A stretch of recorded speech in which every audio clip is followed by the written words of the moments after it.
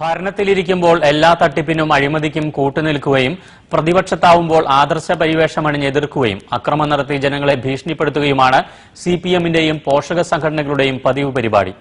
ഇത്തരം കലാപരിപാടിയിലെ ഒരു തട്ടിപ്പാണ് നിഖിൽ സിംഗ്ലെ എന്ന വിദ്യാർത്ഥിയുടെ എഞ്ചിനീയറിംഗ് പ്രവേശനം.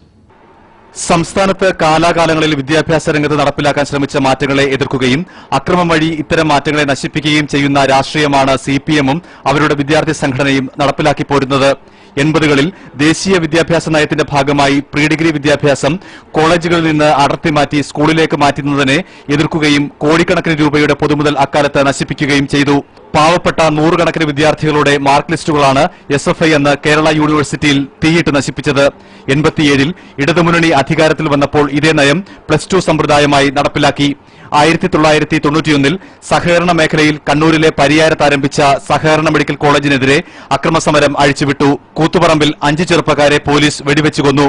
പിന്നീട് സിപിഎം അധികാരത്തിലേറിയപ്പോൾ ഈ കോളേജിന്റെ ഭരണസമിതി പിടിച്ചെടുത്ത് അവിഹിത മാർഗത്തിലൂടെ സിപിഎം നേതാക്കളുടെ മക്കൾക്ക് ജോലിയും മെഡിക്കൽ പ്രവേശനവും തരപ്പെടുത്തി. ഏറ്റവും ഒടുവിൽ ഡിവൈഎഫ്ഐ സംസ്ഥാന നേതാവ് രമേശന്റെ മകൾക്ക് 45 ലക്ഷം രൂപയ്ക്ക് അഡ്മിഷൻ തരപ്പെടുത്തി കൊടുത്തതും പുറത്തുവന്നു. സ്വാശ്രയ കോളേജുകൾക്കെതിരെ സമരം നടത്തിയ സിപിഎം തങ്ങളുടെ മക്കളെ സ്വാശ്രയ കോളേജുകളിലും വിദേശ സർവകലാശാലകളിലും പഠിപ്പിക്കുന്നത് പതിവായി. പാവപ്പെട്ടവന്റെ മക്കളെ പഠിക്കാൻ അനുവദിക്കാതിരിക്കുകയും നേതാക്കളുടെ മക്കളെ മുന്തിയ കോളേജുകളിൽ പഠിപ്പിക്കുകയും ചെയ്യുന്ന കാപട്യമാണ് ഇക്കാര്യമത്രയും സിപിഎം അനുവർത്തിച്ചു പോരുന്നത്.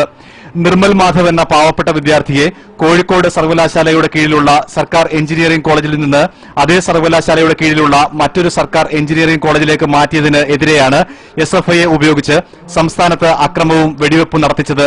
അന്യ സംസ്ഥാനത്ത് കോഴ നൽകി സ്വകാര്യ കോളേജിൽ പഠിച്ചിരുന്ന ഉന്നത പോലീസ് ഉദ്യോഗസ്ഥന്റെ മകനെ സർക്കാർ കോളേജിൽ അച്യുതാനന്ദൻ സർക്കാരിന്റെ കാലത്ത് പ്രവേശിപ്പിച്ചതിനെക്കുറിച്ച് സിപിഎമ്മിന് മിണ്ടാട്ടമില്ല.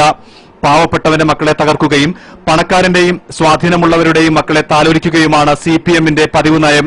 ഈ തട്ടിപ്പുകൾ തിരിച്ചറിയാത്ത പാവങ്ങളെ ഉപയോഗിച്ചാണ് SFI എന്നും അക്രമവും സമരവും നടത്തുന്നത്.